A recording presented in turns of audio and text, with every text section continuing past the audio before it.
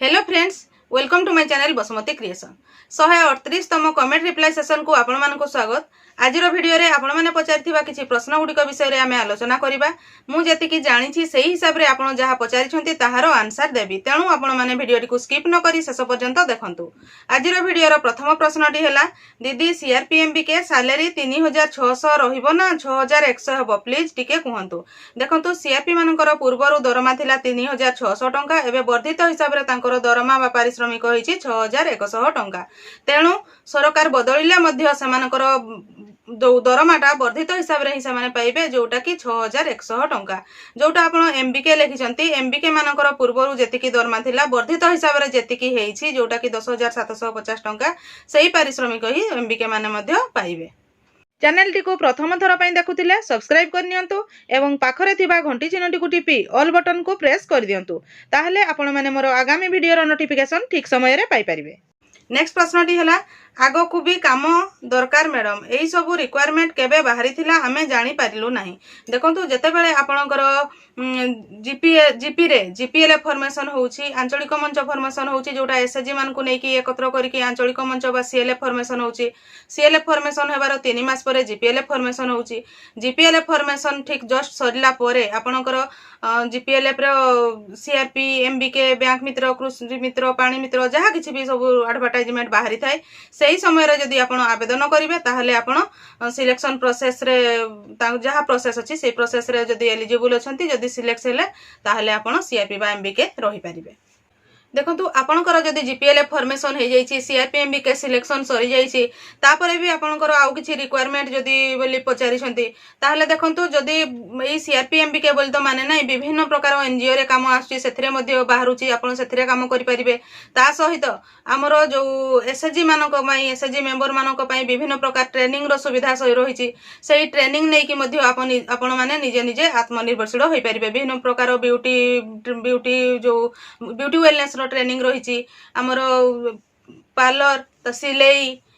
धूप तैयारी, विभिन्न प्रकार साबुन तैयारी, फिनाइल तैयारी, बहुत प्रकार फास्ट फूड तैयारी, विभिन्न प्रकार आमर ट्रेनिंग रही एसएचजी माँ मानक पई। सेही सब ट्रेनिंग नै कि मध्ये आपण आत्मनिर्भरशील होई परिबे। तापरे मध्य जदि किछि सेमती जॉब ही करबा पई चाहुचंती, ताहले मो चैनल रो वीडियो गुडी को रेगुलर देखुथांतु। जदि ग्रामांचल पई बा किछि एनजीओ रो जे कोनसी प्रकार जॉब आसिले मु वीडियो माध्यम रे आपण मानकु अवगत कराइबी।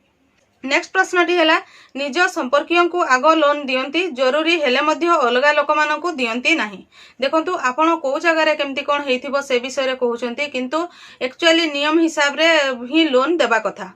जोठी जदि सेमती हेइछि ताहले सेमती हेबा कथा नुहे,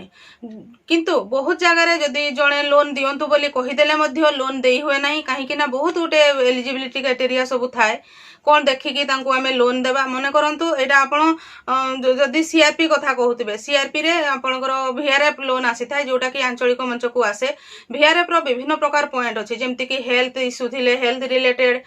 छुआ पिला को पढेबार थिले एजुकेशन रो लोन, जदि किछि दुकान बाजार करछंती तार अलगा लोन अछि, चाष पई अलगा अछि, एही परि विभिन्न प्रकार लोन अछि। आपण माने जदि किए देह खराब नथिबो, देह खराब बाबद को लोन देई दे कहले, ताहले सेही समय रे सेमती देई हुए नाही। सेही समय रे हुए तो सेमती किछि मिसअंडरस्टैंडिंग हेइ थाई पारे, किंतु सेमती करा जाय नाही। ता सहित जदि सीआईएफ लोन कथा भी कहिबे, सीआईएफ लोन रो भी जदि आपण जो एसएचजी लोन अप्लाई करिथिबे, सेही एसएचजी रो को जणे सभ्या जदि लोन नेबी कहबो, एसएचजी रो समस्त सभ्या राजी हेले जाय कि लोन दिया जाय। ता सहित एसएचजी पूर्व लोन ठीक भाव रे सुजुचंती कि नाही, जीपीएलएफ को संचय देउचंती कि नाही, समस्त काम को देखिकी लोन दिया जाय थाए। तेणु आपण को जहा एलिजिबल जो माने सेमान को लोन दिया जाय। नेक्स्ट प्रश्नटी हैला, दीदी गोटिए रिक्वेस्ट प्लीज, आंचलिक मंचर खातार वीआरएफ केमती लेखा जीवो, प्लीज गोटिए वीडियो करंतु। देखंतु आंचलिक मंचर जो वीआरएफ केमती पड़िबो से विषय रे आपण कहउचंती, जोटा जदि आपण एसएचजी रो रिजोल्यूशन लेखुचंती, एसएचजी रे जेमती आभ्यंतरीण ऋण दउचंती, सेही टाइप रो ही आपण लोन जो देउचंती सेटा cash book row right side रे लेखा हबो। तापरे से वीआरएफ लोन रो रिपेमेंट करछंती ताहा आदान बा लेफ्ट साइड रे लेखा जीवो, जो डेट रे दउचंती सेही टाइप रो ही लेखा जीवो। किंतु ए आ ऊपर मोर आगामी दिन मानकर वीडियो आसीबो, आपण मो चैनल रो वीडियो गुडी को रेगुलर देखुथांतु, ताहले ए वीडियो मध्य पाई परिबे। नेक्स्ट प्रश्नटी हैला, दीदी आम ग्रुप रे अन्य मंचर ग्रुप आम मंच को आनी हेबो कि कोन पई कि दीदी आम पाख गाँ रो आउ गोटिए जीपी रो आमे तांको ग्रुप बेसी अच्छी से आपण बोधे कहते गोटे अलग जीपी एसएचजी को आपणकर जीपी को आने किंतु जदि आपणकर गोटे जीपी ही गोटे आंचलिक मंच रु अन्य एक आंचलिक मंच को एसएचजी को नहीं हेबो किंतु अलग जीपी एसएचजी को आपणकर जीपी कौन आंचलिक मंच को आनी हेबो नाही निज जीपी भितर हेले सेटा आनी हुए जदि कोठी बेसी ही जाइछि बा को जगह रे कम एसएचजी अछंती ताहले अलग गाँ रो एसएचजी को आनी जोठी कम एसएचजी अछंती सेठी शामिल करा जाई पारे किंतु अलग जीपी रु नुहे। नेक्स्ट प्रश्नटी हैला जणे ईसी मेंबर बीएलएफ एवं जीपीएलएफ रो प्रेसिडेंट रही पारिबे कि नाही देखंतु एथिरे रही पारिबे किपरि ना आपणकर जो जीपीएलएफ गठन होची जीपीएलएफ रो प्रेसिडेंट बा सेक्रेटरी सेमानको मध्यरु जणे बीएलएफ को जाइथांती तो से जे जीपीएलएफ रो प्रेसिडेंट की सेक्रेटरी बीएलएफ रो ईसी मेंबर हेले तेणु एका समय रे जणे बीएलएफ रो ईसी मेंबर एवं जीपीएलएफ रो प्रेसिडेंट बा सेक्रेटरी पद रे रही पारिबे। नेक्स्ट प्रश्नटी है लखपति दीदी विषय रे किछि सूचना दियंतु दीदी देखंतु हमर जो महिला किसान रो जो चली लाखपति दीदी पूर्वर सर्वे करा जाइथिला से लाखपति दीदी रो कार्य हबो से विषय रे डिटेल सूचना आपण माने आगामी दिन मान करे पाई परिबे मो चैनल रो वीडियो गुडी को रेगुलर देखुथांतु। नेक्स्ट प्रश्नटी हैला दीदी 2024 रो सीआरपी पोस्ट केबे बाहरिबो कहंतु प्लीज देखंतु 2024 रे हमरो इलेक्शन थिला इलेक्शन परे नुआ सरकार गठन होईछि तेणु नुआ सरकार गठन होला परे पूर्व गाइडलाइन को एवं को जगह रे तार एडवर्टाइजमेंट बाहरिबार अछि बा कोठी जीपीएलएफ फॉर्मेशन हे कि सीआरपीएमबी के सिलेक्शन होई नांती से डिटेल्स न जानला पर्यंत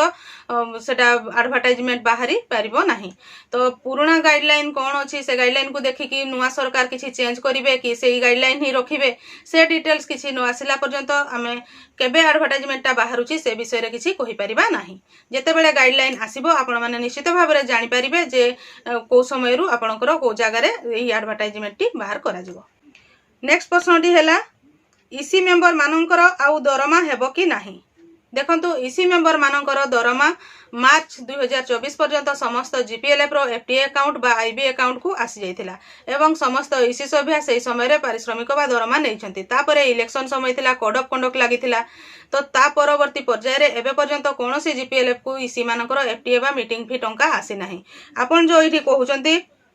आउ दरमा हेबो कि नाही देखंतु जेते बेला पर्यंत किछि इन्फॉर्मेशन न आसीबो ताहले हमें सेते बेला पर्यंत कहि परिबा नाही जे आगामी दिन मानकरे आउ दरमा आसीबो नाही बोली जेहेतु किछि कुहा जाय नाही ताहले निश्चित भाव रे ईसी मानकर पारिश्रमिक आगो को आसीबार संभावना अछि बा आसीबो। नेक्स्ट प्रश्नटी हैला ईसी स्टाफ बाहरी जिवे कि दीदी देखंतु एबे पर्यंत कोनछि सेमती इन्फॉर्मेशन आसी नाही जे आगो को ईसी स्टाफ माने बाहरी जिवे बोली जेते बेला पर्यंत सेमती किछि न आसीबो ताहले सेते बेला पर्यंत आमे किछि कहि परिबा नाही तो नुआ सरकार गठन हेछि तापरे कोन आसुची ई ऊपर कमेंट रे आपण सुनिथिले जे दरमा आसी नाही बोली से माने आउ आसीबो कि नाही बोली चिंता करूछन्ते किंतु जेहेतु आपण माने काम करूछन्ती जे एबे पर्यंत दरमा किबा ईसी आउ आगो को बाहर करिवे कि किछि इन्फॉर्मेशन आसी नाही सेते बेला पर्यंत आपण माने निश्चित रे रहिबा कथा जे आगो को सेमति किछि हेबार नाही। आशा करूछि आपण माने एही वीडियो माध्यम रे आपण पचारिथिबा प्रश्न गुडी कर उत्तर पाई परिथिबे जो प्रश्न गुडी कर रहि जाईछि आगामी दिन माने करे आसीबो तेणु आपण माने मो चैनल रो वीडियो गुडी कर रेगुलर देखुथांतु। आजिरो वीडियो रे बास एतिकी आजिरो वीडियो टी को आपण शेष पर्यंत देखिथिबारु आपनको बहुत बहुत धन्यवाद। नमस्कार।